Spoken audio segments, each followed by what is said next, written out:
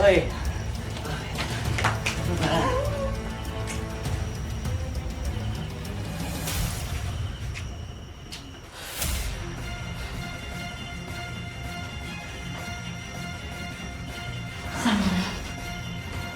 Oh my God!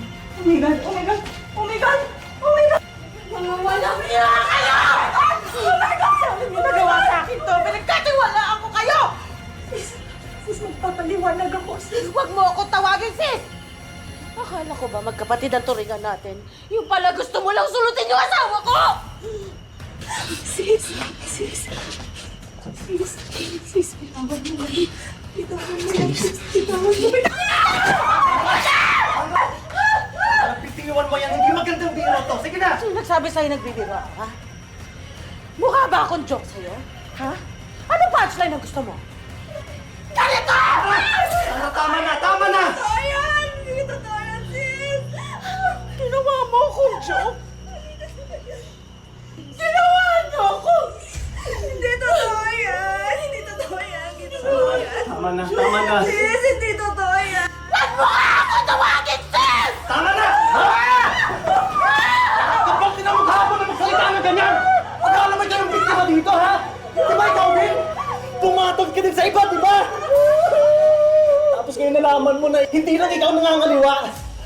Sa tingin mo, ikaw yung kawawa dito? Ha? Ano? Tama na! Please, please! Tama na!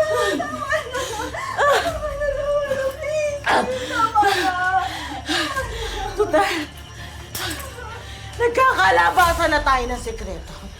Siguro naman, dapat nang malaman ni Raymond kung anong ginagawa niya! Sandra! Walang niya! Sandra! Sandra!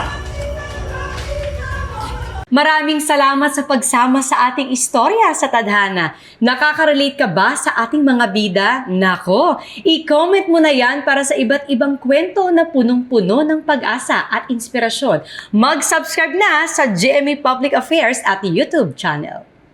I-click na rin ang bell button para lagi kang updated sa pinakabagong storya ng Tadhana.